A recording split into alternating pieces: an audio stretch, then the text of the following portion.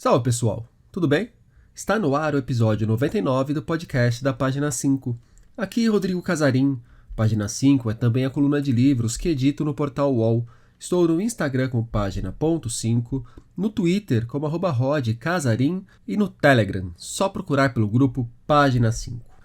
Uma antologia com pessoas que vêm de fora dos centros de poder do Brasil, fazem parte de grupos discriminados, produzem uma literatura épica e poética e começaram suas carreiras sem apadrinhamento de grandes editoras.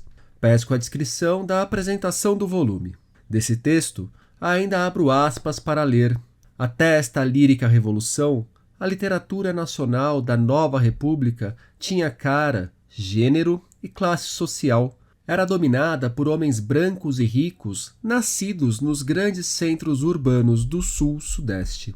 Seu estilo muitas vezes privilegiava a autoficção e sua temática estava mais focada nos dramas internos e no fluxo psicológico do que em grandes acontecimentos ou na narrativa romanesca. Estou falando do livro Geração 2010, O Sertão é o Mundo, antologia organizada por Fred Di Giacomo, que reúne 25 dos autores que melhor representam a literatura brasileira feita na década que passou. Isso, óbvio, na visão de Fred, que reconhece que seu trabalho está longe de ser neutro. Ele falará a respeito disso no papo que vocês ouvirão a seguir. Doutorando em literatura e cultura latino-americanas, o Fred é jornalista e colega de coluna no UOL. Também é escritor, autor de Desamparo, um romance que merece a atenção. Para a antologia, Fred selecionou autores que representam a pluralidade de vozes, histórias e propostas estéticas que marcam a literatura recente do país. Estão no time nomes como Ailton Krenak, Bruno Ribeiro, Débora Ferraz, Franklin Carvalho, Itamar Vieira Júnior, Jarid Arraes, Júlio Dorrico, Mailson Furtado, Marcelo Maluf, Maria Valéria Rezende, Natália Borges Polesso e Raimundo Neto. Buscamos uma perspectiva decolonizada nas temáticas e nos formatos, escreve Fred na introdução do volume. É um ponto que está bastante presente no papo que vocês ouvem agora. Fred Di Giacomo, obrigado pela presença aqui no podcast da Página 5. Fred, você está lançando Geração 2010, O Sertão é o Mundo, uma antologia sobre a literatura brasileira dos anos 10 desse século XXI. Como você vê essa literatura brasileira desse começo de século, Fred? Salve, salve, Rodrigo. Primeiro, obrigado pelo convite aí de participar. Eu sou um fã da sua coluna e agora do podcast também. Cara, eu sou otimista, né? Eu sempre falo isso, cara. Eu acho que a gente está numa... Eu tenho falado que eu acho que a gente está numa... Talvez na melhor fase da literatura brasileira dos últimos 50 anos, assim. Eu não sou tão otimista com a nossa literatura dos anos 80 e 90, assim, tenho algumas ressalvas. Eu não estou falando só de autores que começaram em 2010, obviamente. Eu falo assim, das pessoas que estão vivas hoje, acho que tem uma composição legal, né, de autores e muito mais diversa do que acho que talvez jamais tenha tido, assim. Eu sou muito empolgado, por exemplo, com a literatura indígena brasileira, sabe? Acho que é uma coisa que, porra, o primeiro livro autoral escrito por indígenas foi de 1980, né? Os portugueses invadiram essa região em 1500, e só em 1980 que a gente tem um livro escrito, né, por indígenas. Então é uma coisa recente e tem uma boa geração de escritores indígenas, como por exemplo a Júlio Dorrico, que está nessa antologia. Eu acho que teve uma mudança social no país que permitiu que mais pessoas pobres, de fora do eixo Rio-São Paulo, negras, indígenas, também acessassem a universidade, pudessem começar a comprar livros. É claro que a gente, nesse exato momento, está num momento ruim do país, mas eu falo... Imagina! São sua. Mas assim, talvez por acaso, entre 2003 e 2016, ter sido uma fase que teve alguma, né, justiça social e parece que isso impactou. Então, acho que a gente tem uma... E eu também fico feliz, cara, de ter autores, por exemplo, como o Itamar Vieira Júnior, que conseguiram fazer um hit popular, né? Um bom livro, um romance, que é Torturado, que vendeu 200 mil exemplares. Você fala assim, puta, eu fico feliz de estar vivo nesse momento, assim, da literatura brasileira. Quais são as suas ressalvas com a literatura feita nos anos 80 e 90? E o 0 você coloca aí nesse balaio também, ou já é um momento de transição? Eu acho que o 00 é um momento de transição, porque, por exemplo, as datas são arbitrárias, né? Assim, né? Então, assim, é óbvio que, por exemplo, você tem um livro da Ana Maria Gonçalves, que não é da década de 10, né? É da década de 2000, né? Que é um defeito de cor, que já tem tudo isso que eu tô falando, que eu acho bom na geração 10, vamos dizer assim. Uma boa literatura, escrito por uma mulher negra, uma mineira que estava na Bahia, no caso, que faz um livro de fôlego, querendo contar uma história que não é só uma autoficção, um relato ali. Inclusive, a Ana Maria foi publicitária, mas ela não escreve nesse livro sobre a vida dela de publicitária, né? Ela vai fazer uma baita pesquisa, né? Sobre a Luísa Marim, Luiz Gama, etc. Os livros do Paulo Scott também são se não me engano, começa a partir da década de 10, né? Não, de 2000, e são também livros para mim que se encaixam. Agora, eu acho que ficou muito concentrado nos anos 80, 90, uma literatura muito sul-sudeste, autoficção, de homens brancos, falando sobre como é difícil ser um homem branco, uma tentativa de ser Bukowski, Céline, sem ser da classe trabalhadora como Bukowski era, sabe? Então, assim, e eu não acho ruim ter um pouco de autoficção, mas só ter isso, né? E também, eu não sou de São Paulo, né? Mas quando eu vim para cá, eu percebi que todo mundo meio que se conhecia. Então, o cara lançava um livro na editora que era do ex-colega da escola construtivista dele, e depois ele participava de uma feira literária que era da ex-mulher do pai dele. Então, tipo assim, isso eu acho que não é só uma questão de birra minha, né? Ou de classismo ao contrário, contra as elites não escrevam bem, mas acaba tem muito menos chance de ter bons livros no mesmo colégio do que se você abre para um país de 200 milhões de habitantes de fato, né? Então, eu sinto que a literatura de 90, especificamente, acabou ficando muito com essas marcas, assim. É interessante você falar sobre essa questão do colégio, porque eu penso muito nisso de vez em quando, e muitas vezes são pessoas que estudaram no mesmo colégio, tiveram os mesmos professores, depois foram parar nas mesmas universidades e estão encabeçando coisas importantes no meio literário, e essas pessoas acabam meio que ditando o que é uma estética boa em termos de literatura, o que é algo que vale a pena na literatura e o que não vale a pena na literatura. E na raiz já nasce com uma visão muito semelhante do que seria essa qualidade literária, né? Exato. E aí, assim, acaba. Tem umas pessoas que falam isso, vários autores. Uma que eu lembro, por exemplo, a Jari de Arraes fala que toda literatura é regional, né? Uma literatura feita em São Paulo, uma literatura regional de São Paulo. Mas também tem uma coisa que a gente não percebe, que as pessoas falam assim. Quando eu lancei essa antologia, muita gente falava: não prejudica a qualidade literária o fato de você ter colocado, entre aspas, cotas, porque você quer trazer autores negros, etc. Cara, a literatura brasileira dessa 90, pedaço de 2000, 80, tinha cota só para branco, cara. Entendeu? Então, assim, é a mesma visão. Assim, não é nem os ricos da minha cidade, Penápolis, é só os ricos de São Paulo, Rio de Janeiro, Porto Alegre e Belo Horizonte, talvez, sabe assim? É muito fechado mesmo. Eu achava, quando as pessoas falavam, porque é uma elite que domina a cultura do Brasil, eu era um pouco ingênuo, achava que era assim, pessoas ricas em geral, mas não, é realmente a galera que frequenta o Clube Atlético Paulistano, sabe assim? São pequenos clubes mesmo, são 3 colégios construtivistas de São Paulo, 2 do Rio, 2 universidades, que formam todo as cabeças pensantes da universidade, feira literária, revista literária, até porque como cultura não dá dinheiro no Brasil, quem pode fazer é quem não precisa ganhar dinheiro, né? E como que nasce exatamente a ideia da antologia, Fred? Um dia você acordou, falou, pô, não tenho nada para fazer da vida, vou fazer uma antologia. Porra, cara, uma coisa que eu não. Vou não ganhar dinheiro com uma antologia. Uma coisa que não aconteceu na minha vida foi não ter nada a fazer, né? Hoje em dia eu tenho 2 empregos, doutorado, e ainda tenho que Ninguém fazer mandou ser pai, tá vendo? se eu tenho filho.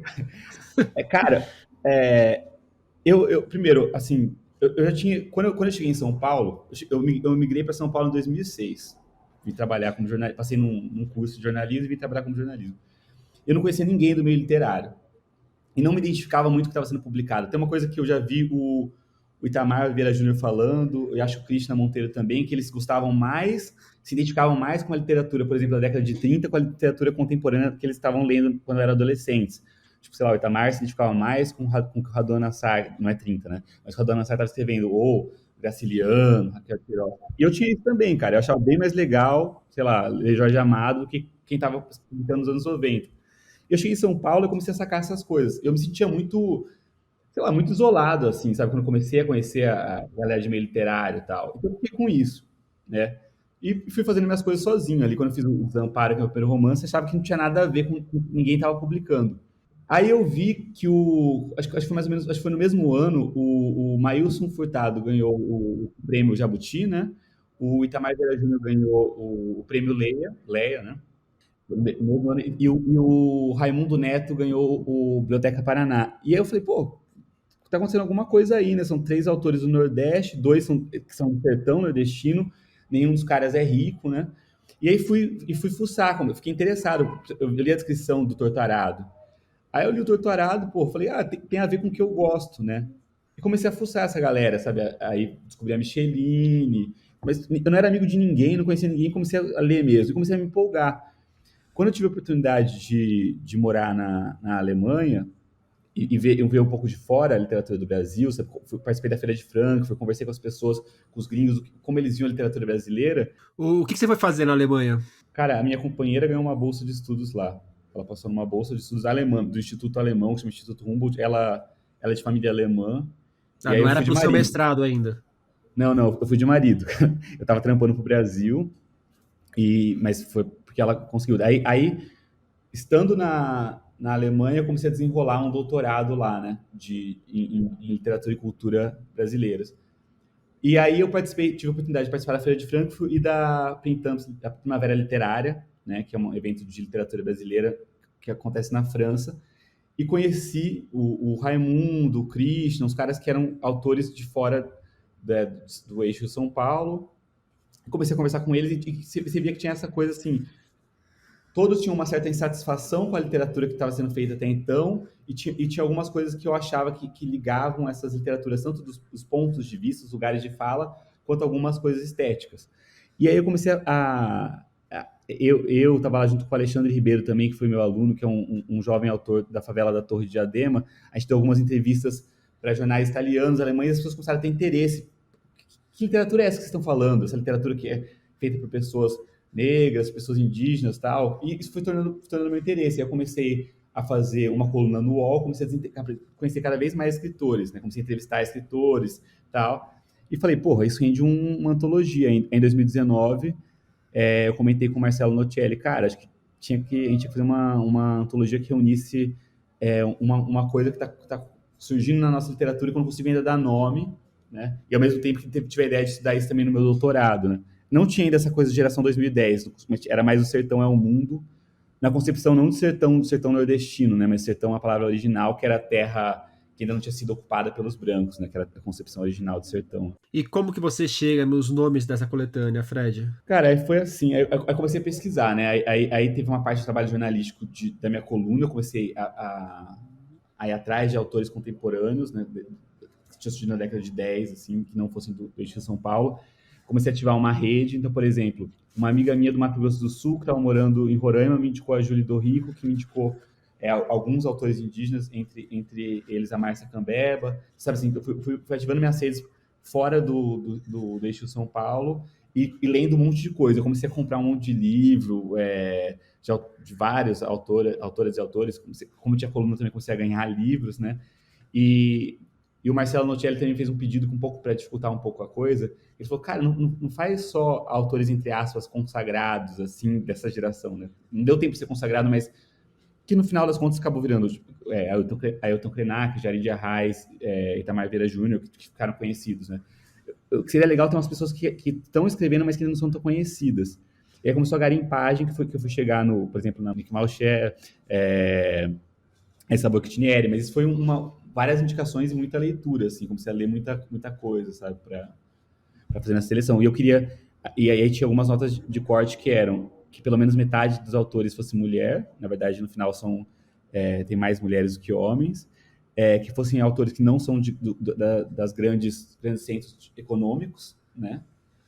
Fossem autores de cidades pequenas, florestas, interiores, e que tivessem se destacado a partir da década de 10, assim. Então, por isso tem pessoas de idades variadas também. Por exemplo, o Ailton Krenak é bem mais velho que o Vitor, mas ele começa a ser conhecido como autor já na década de 10, né? A Maria Valéria Rezende também começou na década de 10. Ela já Cara, a tinha Maria um Valéria, sucesso anterior, mas é que ela teve um fortalecimento muito grande ali, né? ela começou a ganhar, ela ganhou os jabutis dela só na década de 10, né?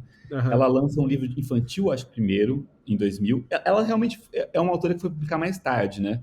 Ela começa a publicar em 2000, se não me engano, já com alguma idade, assim. Ela fala até na nossa live, ela falou que as pessoas eram condescendentes com ela, que achavam fofinho uma velhinha que escrevia.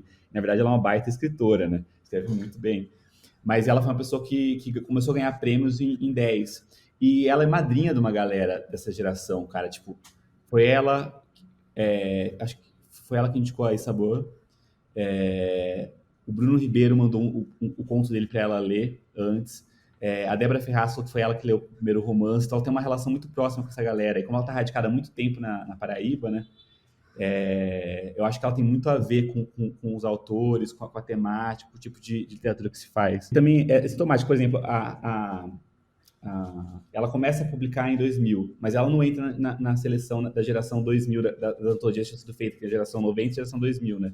Então você tem pessoas ali, que você vê que elas estão começando a publicar em 2000, mas elas ainda não se encaixam naquela turma que estava na onda ali nos anos 2000, né?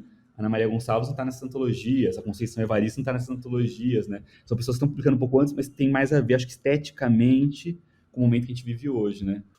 Foi curioso você falar da Conceição Evaristo, porque na hora que você falou da Ana Maria Gonçalves, eu tinha pensado no Ponciá Vicêncio, que também é do começo dos anos 2000, e agora que você falou essa questão da Maria Valéria Rezende, do grande reconhecimento para ela que vem nos anos 10, o mesmo aconteceu com a Conceição Evaristo, né?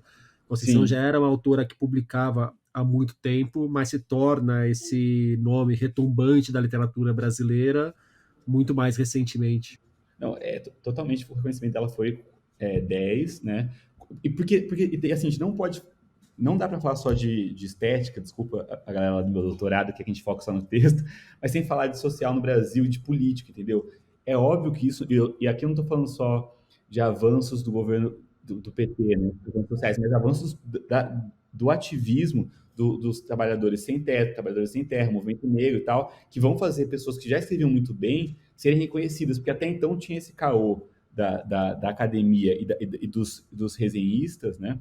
De que essa literatura talvez não fosse tão boa assim. A Carolina Maria de Jesus mudou, inclusive, a avaliação dela de uma literatura marginal, que era uma coisa curiosa, para uma coisa que as pessoas falam, é realmente bom. Academicamente, estamos reconhecendo ela como uma grande escritora. Isso vem alicerçado por mudanças políticas que eu falo assim, não são dadas por qualquer governo, que são conquistadas, né? Então, e a Conceição tem isso, ela já publicou antes, né, ela tem uma história de publicação antes, mas ela vai ser reconhecida mais recentemente, não à toa. E é engraçado, porque eu acho, assim, daí, no meu lado mais acadêmico, né, que esteticamente, porra, Conceição Evaristo e assim, literalmente é boa tecnicamente, entendeu? Não é nenhuma, entre aspas, uma brecha que está abrindo, e muito melhor do que muita gente que entrou em outras antologias, ganhou outros prêmios, né? Eu sei que é difícil comparar, não existe melhor ou pior, mas assim, você vê que era um preconceito que as pessoas não estavam nesse mainstream literário mesmo, né? Ela não ocupa esse espaço por favor, né? Isso, quero dizer, porque muitas pessoas me perguntaram, assim, eu saí uma matéria sobre a nossa antologia no Cândido, no Rascunho, etc.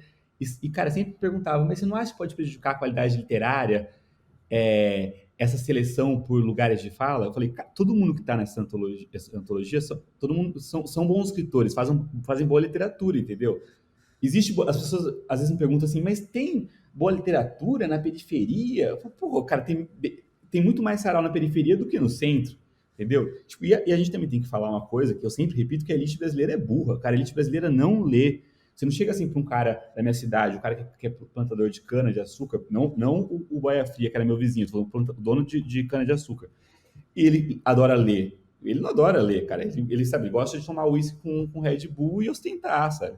Então, essa coisa de que as pessoas pobres no Brasil leem menos que os ricos, existe uma pequena classe média que lê no Brasil, né?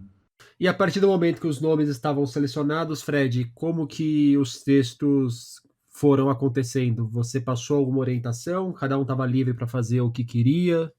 Cara, também tinha uma coisa, a gente selecionou textos de prosa, né? Apesar de ter duas pessoas que são mais poetas, né? O Maílson, que estreia na prosa, e a Márcia Cambeba, que tem prosa de não ficção, né?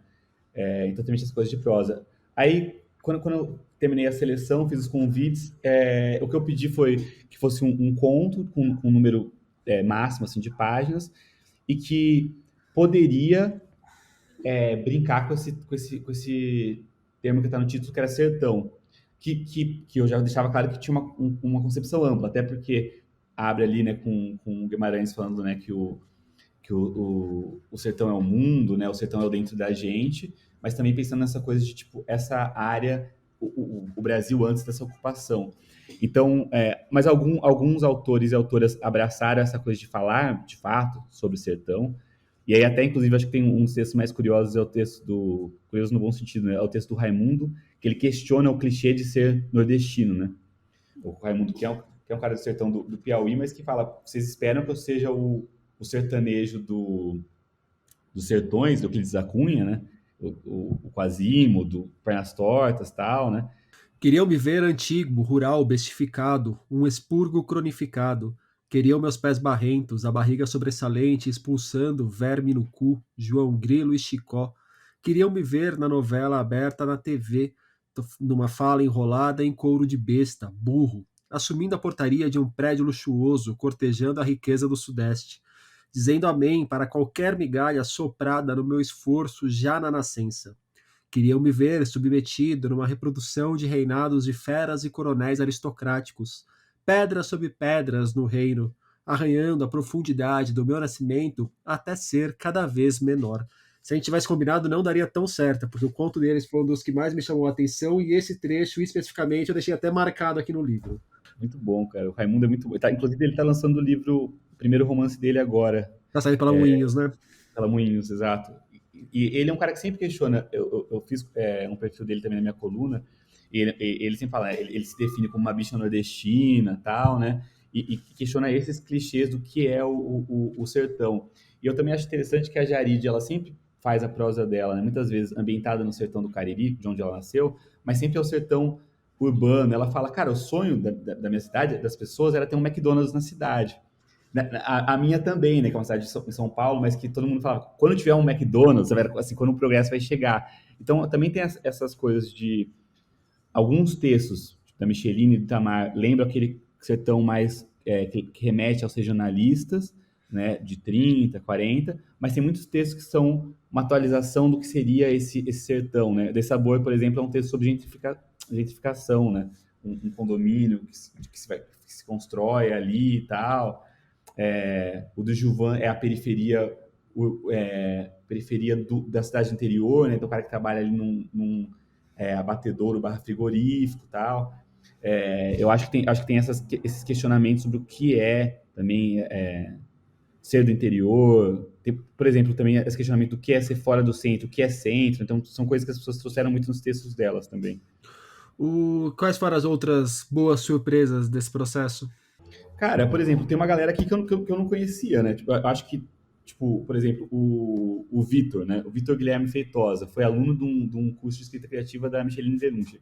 Eu acho o texto dele super interessante, assim, tem um final que surpreende, um questionário, e é um cara super jovem, de 20 e poucos anos ali, né? Também tem uma coisa que, quando eu comecei em 2019, por exemplo, o Krenak tinha lançado o livro dele naquele mesmo ano, Ideias para Adiar o Fim do Mundo, né? A Jarid não tinha ganhado o prêmio APCA com o Redemoinho, e o Itamar não tinha também ganhado todos os prêmios que ele ganhou, apesar de ter ganhado já o Leia. Eu acho que também foi uma boa surpresa o quão rápido essas pessoas, entre aspas, estouraram, sabe? Tem até uma galera que perguntou para mim, pô, mas os autores estão em editoras grandes já, né? Vários não estavam em 2019. O lançamento, inclusive, foi adiado. Era para ter sido lançado em 2020, por causa da pandemia, a gente adiou. Nesse meio tempo, por exemplo, a Micheline, que era uma autora da Patois, hoje em dia é uma autora da Companhia das Letras. A Natália Borges Polesso, que também tem um bom conto que foge dessa coisa mais não, mais tradicional do interior. Acho que um texto que tem um humor, né, que tem uma coisa, acho que é uma certa ironia característica da Natália. Ela era da Dublinense, também agora é uma autora da Companhia. Então, eu também acho que foi uma coisa que, sabe, acho que a seleção foi feliz e parece que realmente era um momento para para fazer isso, porque os autores realmente, e autoras realmente começaram a ocupar espaço, assim, muito rapidamente, eu acho, na nossa pequena indústria literária, assim. E, e eu acho, assim, o Bruno Ribeiro também ganhou alguns prêmios logo na sequência, né? Eu acho que Alguns prêmios, teve um ano aí que ele ganhou, tipo, 27 prêmios numa semana, né? Não tipo, o cara só ganhou o prêmio da Dark Side, é o Machado, ganhou o prêmio da Todavia, pô, foi finalista do prêmio Lamix.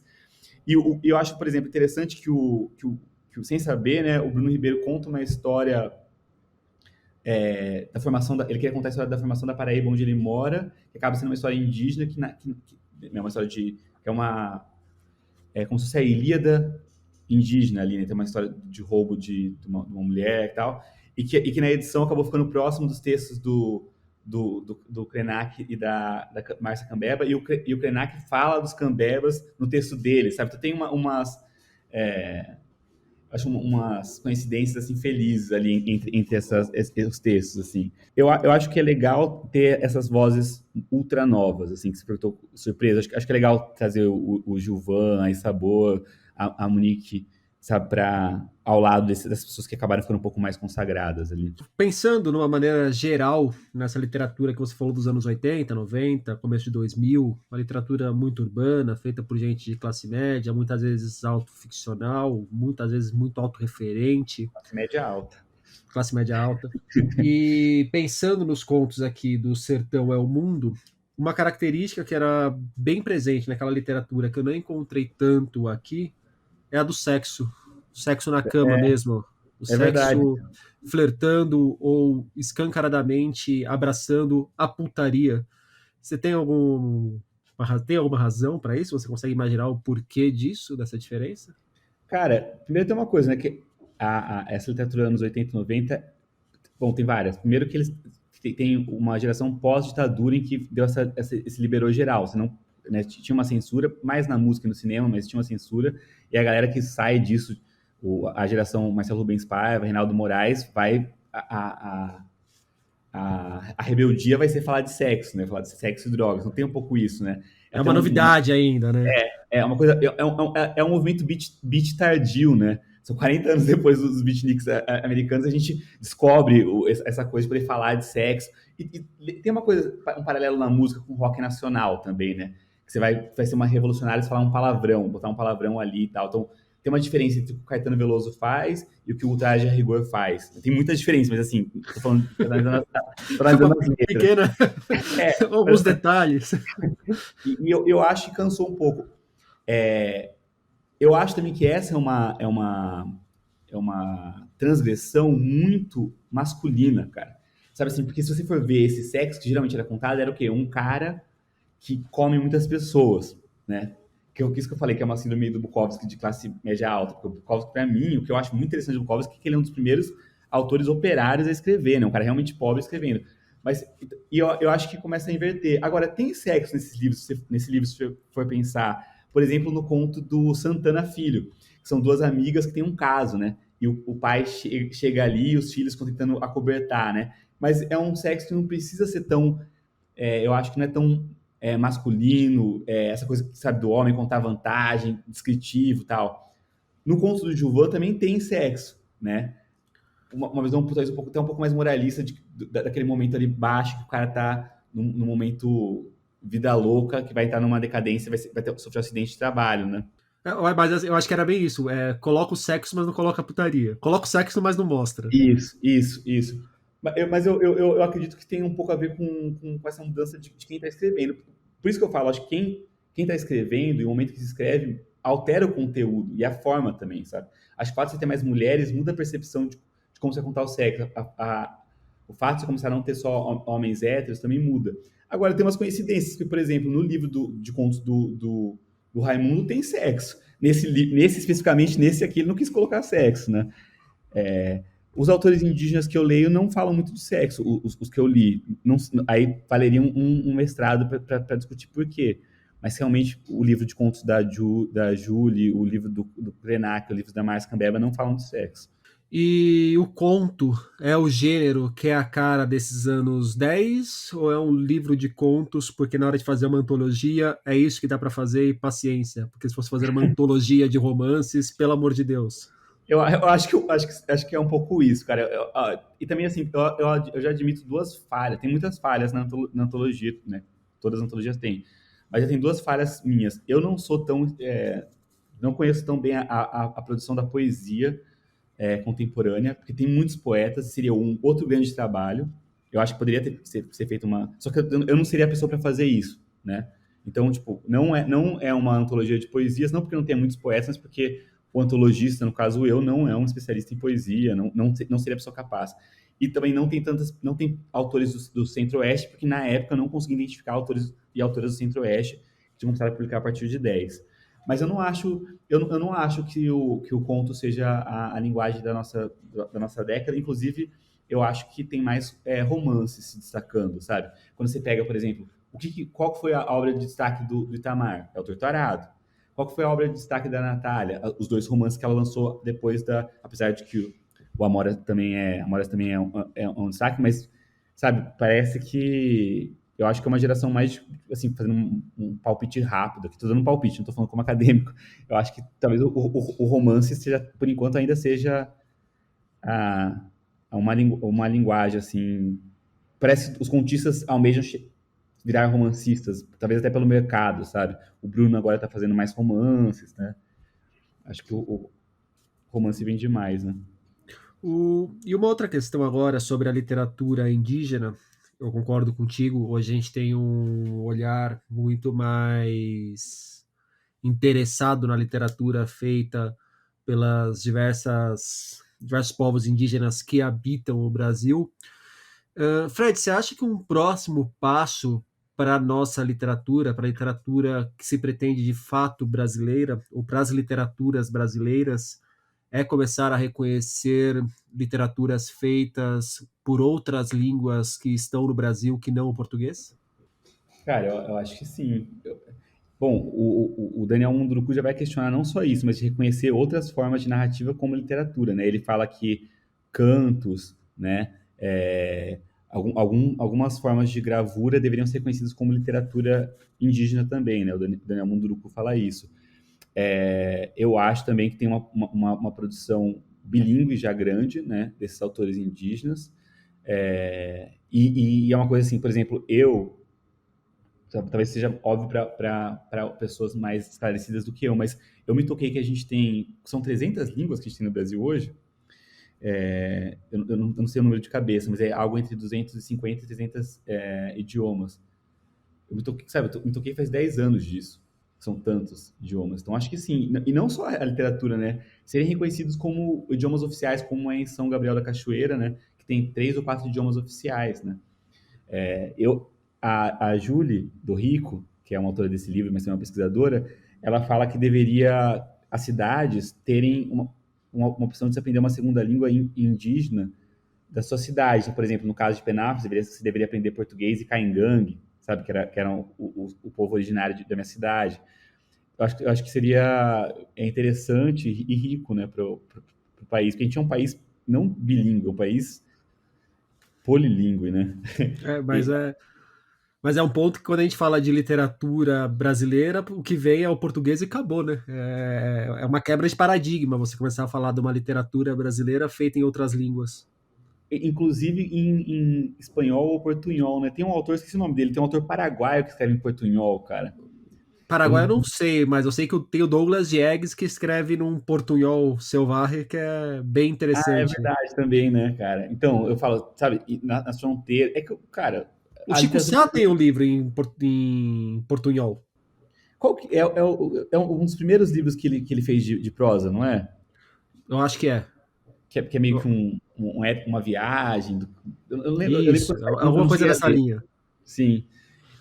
Cara, mas eu acho que assim, o Brasil é muito grande e as editoras estão muito concentradas em poucas cidades, né? Então, assim, realmente, mesmo assim, essa antologia que eu organizei é um esforço, mas ela é uma ponta do iceberg, sabe?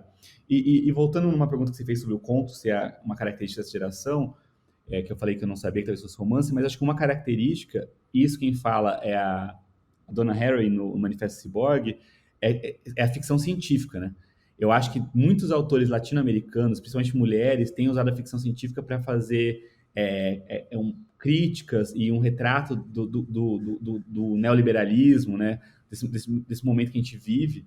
E eu acho que, e daí eu vejo, quando eu vejo o Bruno Ribeiro, por exemplo, e essa boa que tinha produzindo, a Ana Paula Maia também, eu acho que talvez mais do que se é conto ou se é romance, acho que assim como o romance foi uma coisa da modernidade, né? Eu acho que a ficção científica é uma linguagem da pós-modernidade, sim, assim. Mas podemos voltar à discussão sobre as línguas, desculpa que eu lembrei disso. Não. Eu já ia até para puxar para um outro ponto, para encerrar a conversa também.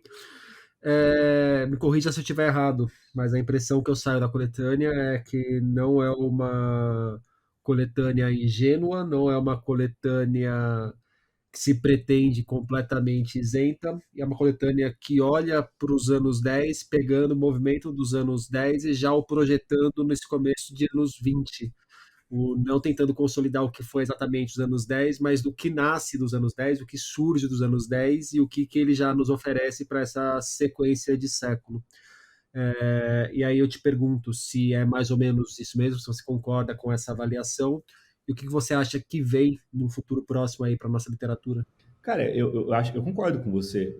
Assim, eu acho que ao contrário de uma certa visão, aí sim eu acho que ingênua talvez de outros antologistas que achavam eu sou neutro, estou aqui e essas discussões sobre o lugar de fala, né, que o Bourdieu, que a Djamila vão trazer, elas quebram isso. Ninguém era neutro, né? Você era um cara branco. Então, tipo assim, eu não sou neutro. Eu estou ativamente participando do campo literário. Eu falo assim, politicamente até, né? Tenho coluna, entrevista as pessoas.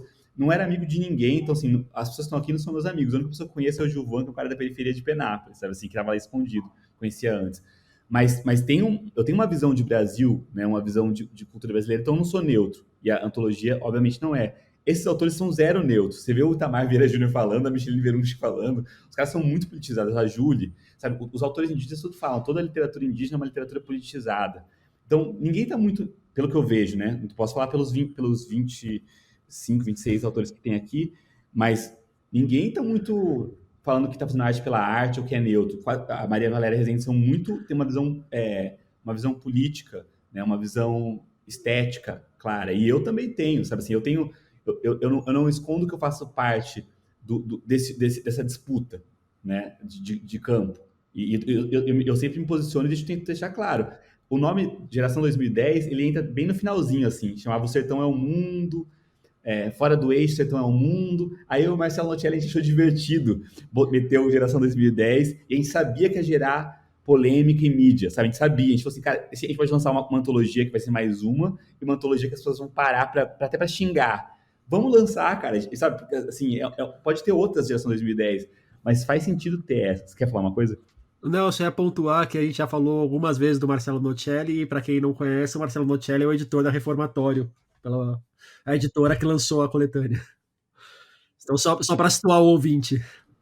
A editora Reformatória é uma editora independente de São Paulo, né? O Marcelo Nocelli é um editor, assim, um bravo editor que tem lançado muitos autores contemporâneos, né? De vários cantos do Brasil, inclusive, que apostou em lançar essa antologia.